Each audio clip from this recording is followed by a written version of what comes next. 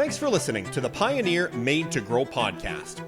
I'm Andrew Campbell, and I don't know about you, but the conversations that I've been having over the last few months, and it doesn't matter whether it's at a farm show, a coffee shop, or pretty much anywhere around the neighborhood, is all about the very negative prices that grain prices are taking. And to go along with that conversation is, what do you do about it? Should falling prices change your seeding plan? Should it change your fertility plan? Should it change any of your plans? To help us answer those questions, we've got an area agronomist from Saskatchewan, Jenna Gregoire, and a Pioneer sales rep from Eastern Ontario, Scott Fife. Jenna, Scott, thanks for joining the podcast. Thanks for having us. Awesome. Thanks, Andrew. So this is an episode that I think is, I was saying just before we started recording that this is coming up in conversations that I have almost daily now, is how not impressed every grain grower is about where commodity prices are not only at, but where they have been tracking. And I think it's just on the top of minds for a lot of growers in, what am I going to do in the spring? Does it change anything I do? So I'm really pleased to have both of you to kind of walk through some ideas that you think work, that you've heard growers talk about, and that you think fit with growers in your area. So Jenny, you're in Western Canada. What does it look like for growers there in terms of lower commodity prices? What are growers just generally thinking? What's the mood? Yeah, I mean, nobody loves a good low commodity price, that's for darn sure. So the mood is a little low, but for the most part, though, they're pretty tied to their rotation up in my area. I mean, there is a little bit of change that's going to happen because of these low commodity prices. So one thing, I mean, canola is still profitable for guys, so that is still penciled into their books. But on, wheat, less profitable. They're pretty darn close to break even if they plant wheat this year. So some of those acres, some guys have said that they're going to swing into oats because it's cheaper to produce, a little bit better price than what wheat is per acre. And so we might see a little bit of shift on the cereal side of things, but for the most part, though, guys have a pretty tight 5 to 10 year rotation, and they tend to stick to it, even in these low commodity price situations. Do you find the same thing, Scott, in Eastern Ontario? Yeah, it's similar. Definitely people have noticed the prices, and the mood is reflecting that, especially where we've come from the last couple of years with record high prices. But as far as rotation goes, I think it's important that everybody really knows their cost of production, because there's always the feeling that corn is too expensive, so when prices get low, I'll just grow more soybeans. But when I look at my cost of production numbers, they're pretty even right now, and it's certainly not a big enough difference to make me switch. And we know that if you go back-to-back soybeans, there is a long-term implication to that. It's harder on your soil, less organic matter, and it may hurt you down the road as far as disease and insect pressure goes. So I think it's just everyone really needs to analyze their costs in a year like this and make the right decision knowing that. So then, Scott, when you do talk about those costs, in terms of laying it out, okay, you're not necessarily going to change what crops you grow, but do you change how you go about it? Do you start to cut costs, or do you just kind of at least know your numbers so you know what you've got to get for price at the end of the year? Yeah, so a lot of guys are going to instantly think about cutting back on fertility, and I tend to lean towards just making sure that I have a lot of really good data. So if you really know your soil fertility levels, whether it's within zones or just by field, you need to know where you can afford to maybe cut back a little bit and where you can't. And we have a lot of former livestock operations in this area that probably do have some fields with extra high fertility, and if they've done the legwork in the past, they'll know that they can maybe afford to lay off a little bit of phosphorus and potash fertilizer on those fields for a year. But you need to know that, and it's not going to be every situation. Certainly most people probably don't have that luxury, and cutting back on fertilizer is never a good thing in those situations. So it's important to know and have that info. There's other areas too, like having good on-farm trial data for all sorts of different products, whether it's fungicides, extra high nitrogen rates, different foliar fertilizers. If you've tested those things, you know that they may or may not pay off for you, and you can make an informed decision. So that actually brings up quite a few questions, Jenna, for you, in terms of let's start with the fertility one, because I think that, to me obviously comes as an enormous expense on a crop like canola. Is it a thing of, is it worth looking at cutting back a little bit just to try to save some money, or is that maybe not the best approach to take, even if it is lower prices? Yeah, a couple guys have definitely talked about that, specifically with regards to nitrogen, because that's one that you can go in later, top dress, add it on if it looks like, that would be a good decision to do so. But I always ask the question, so have you tried this in the past and what has the result been? And a lot of the times guys have really good intentions. They'll say, we're cutting back to about 70% of our nitrogen levels and they'll come back in. And things always tend to happen. So, they'll say, oh, the rain isn't coming, not going to bother putting it on. They get busy doing other things. Spray conditions aren't ideal. They end up missing it. And then they're really kicking themselves in the end. So I tend to ask these guys, is this really what you're wanting to do? And 9 times out of 10, the guys come back and they're like, yeah, you're right. You know what? I'm going to plan for success at the beginning. And, potentially if things are looking good and the environment says that there's maybe some upside potential, well then maybe I'll start looking at things like fungicides and extras to put on in crop rather than taking off to start with and then trying to put back on, because it doesn't matter if you keep putting back on, you never seem to quite get back to that level that you could have if you just would have done it right from the beginning. Yeah, well, and giving it that strong start is really what it needs to be able to set you up for success. And it goes along the lines, you're in an area that's been facing drought for the last few years. We actually just had a drought episode that talked about the same thing. That's really, how much do you cut back? Because if things turn out well, then they're not going to come back. So it almost feels like for you, Jenna, a lot of the growers in your area have already been kind of setting themselves up for lower profitability because of the drought.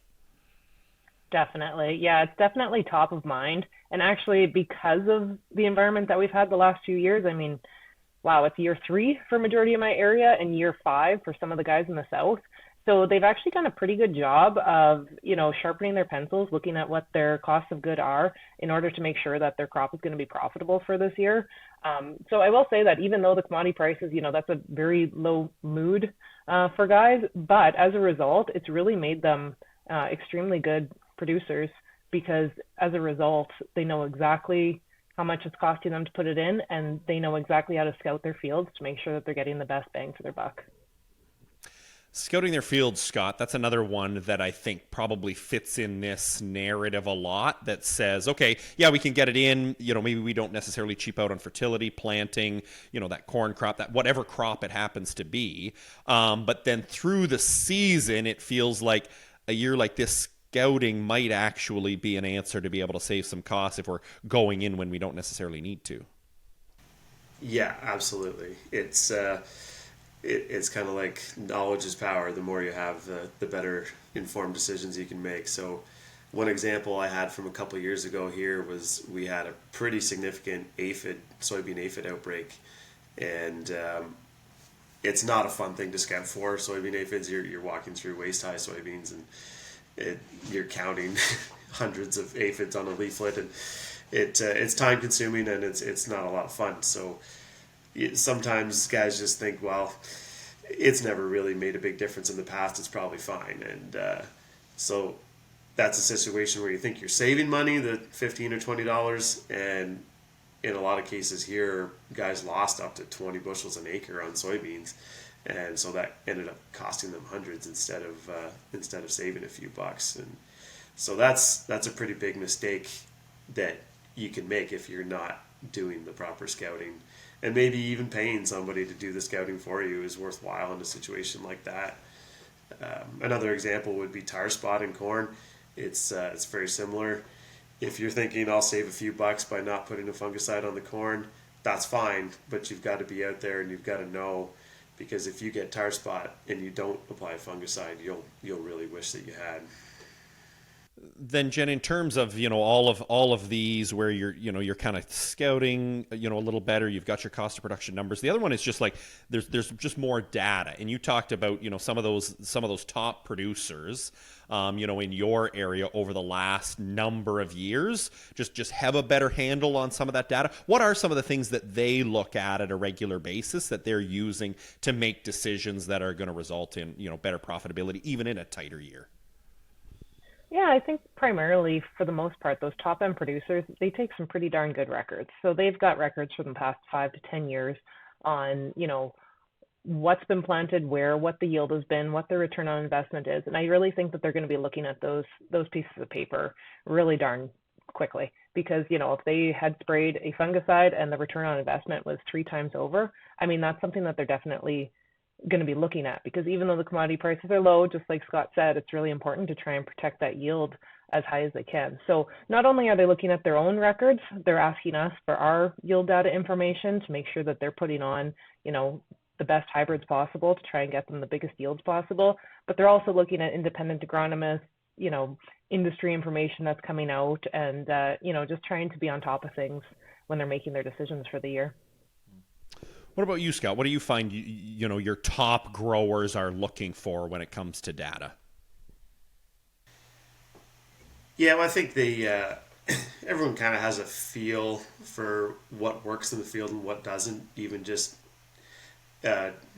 without having a lot of great data. But if you've got good calibrated combine harvest data, yield maps, that helps determine whether or not certain practices paid for you or whether they didn't.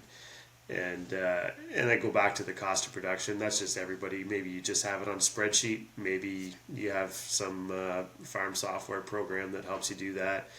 But as long as you've got it written out and it helps you decide whether that high cash rent is worthwhile or not, that's pretty key. And I think one other thing that I should mention is that I'm not a marketing expert by any means, but most of the guys that are will tell you to have a really solid marketing plan. That's the other end of the spectrum. You forget about agronomy for a bit. If you don't sell whenever those small rallies come around, you're really going to hurt yourself in the long run there too. So they'll talk about having target orders in at reasonable prices and not getting emotional with your sales.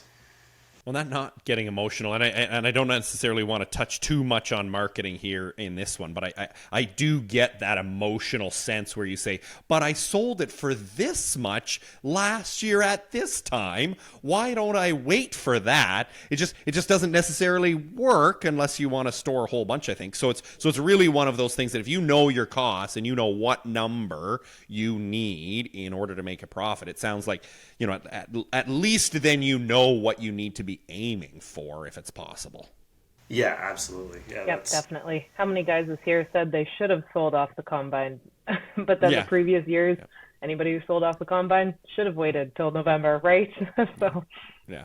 Well, so then the one kind of other thing that I want to touch on a little bit is kind of the on-farm trialing, because I think, and this comes again from me being guilty of it, is, the profitability has been good the last few years, so I wasn't afraid to necessarily say, okay, we're going to trial this, but we're going to trial it across a lot of acres, because we think the numbers look good. Let's just spray, you mentioned, corn fungicide, Scott, let's spray something like that over a lot of acres because we're pretty sure it'll pay. So, what's the worst that happens? How do growers, and I'll start with you, Jen, on this, how can growers kind of attack that on-farm trialing to make sure that whatever practices they're doing are still, turning profit, and when new products come along, they have an opportunity to kind of try them without getting carried away to know whether it works on their farm? Yeah, I think because of the environment that we've had, I know you said that they'll do large scale where you're at. Up here, it's very much different. So I would say large scale for us would be, potentially 60 acres versus untreated of 60 acres. But I think that mentality will stick around. They want to make sure that it's not enough that they're sticking their neck out there, but it's enough where they can get a good feel as to whether or not these products will fit for them and they'll be profitable for them.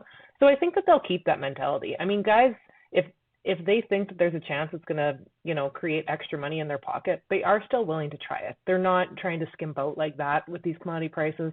This isn't the first time. And I mean, the markets will eventually bounce back.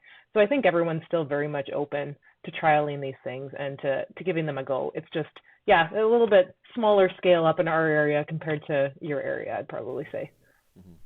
What about you, Scott? How do you handle kind of the on-farm trialing? How do you think growers will handle or should handle them going into a year like this? Yeah, I think it's still important to keep trying new products, but there's such a wide array of options out there. If you're talking about foliar fertilizers or biological products, or there's dozens of different ones. So you kind of have to narrow it down a little bit.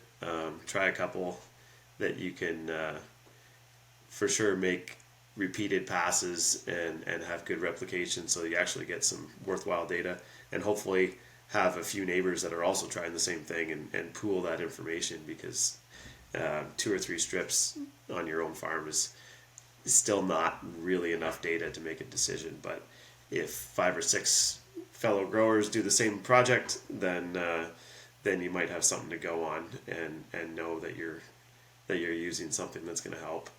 Then finally, kind of at the end of the day, it comes down to kind of one of two decisions in my mind. It's, do you cut the costs or do you protect the yield? Where that protect the yield probably costs a little bit more. Scott, we'll start with you on this one. What do you think which way do you think growers lean to going into 2024? Yeah, I think it's more about protecting the yield myself, but you got to back that up with data and knowledge. So whether it's scouting and being physically in the field to see what might pay and what might not, what might be unnecessary, or having the soil testing data from previous years and going back to that to see where you can trim on fertility and where you can't. I think without that knowledge, you have to lean towards just protecting the yield and almost the status quo. But that extra info can certainly help you make a difference. I think it's a little bit of both. I think number one, they have to protect the yield, but I think guys are lowering their costs just where it makes sense.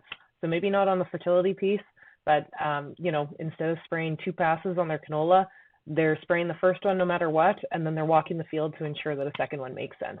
So if they can cut costs, they will, but that's not a guarantee. They're going to try and protect that yield first. Sounds wonderful. Well, certainly, I think it's one of those that we can hope that commodity prices do rally or rebound enough that this conversation is a moot point. But in case it isn't, Scott, Jenna, I really appreciate all the advice today. So thanks very much for joining the podcast.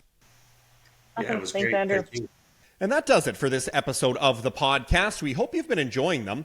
If you haven't yet, have a look through your favorite podcast app for all of our past episodes.